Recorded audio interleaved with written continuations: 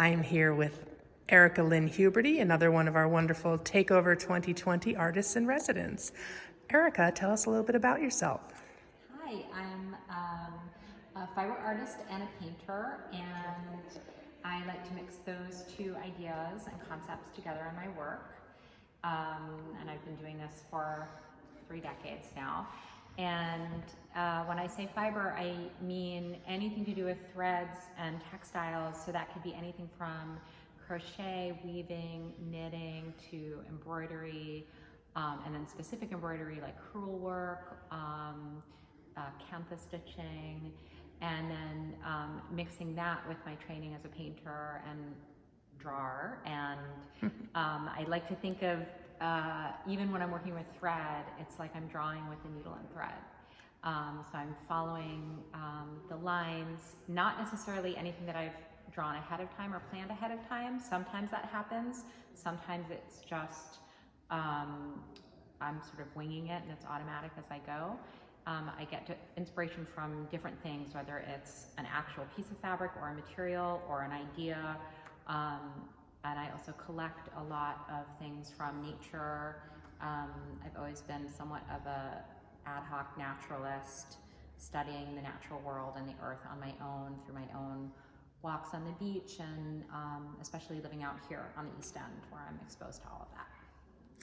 And when did you start doing this type of work?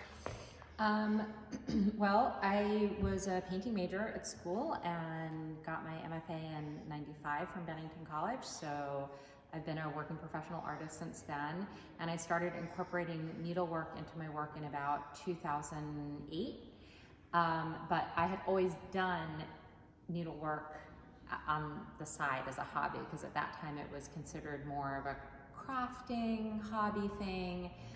It wasn't really embraced by the art world as an actual medium for fine art. So I was kind of like a secretly obsessed fiber artist who would then show paintings. Tell us a little bit about this piece here. So this piece is called Memoria 19th Century Earth. And I have a series of Memoria pieces I do. They're like tapestries. Sometimes they get stretched over a large wood frame. Most of the time they just get hung on driftwood or even pinned to the wall. And they are about memory and loss. They can be dedicated to a specific person, which I've done, or a place or an idea. In this case, things that we have rapidly lost on our earth in our current 21st century. So this piece has, it's all handmade. I never use machines. It's incorporating some really basic weaving and embroidery techniques, including using a wooden needle that I carved myself from oak. So that, and this was woven on a really simple wooden loom, and everything was using scraps or something salvaged. This is actually Cotswold sheep wool that was sent to me by a friend, and it's literally unfinished wool directly from the sheep.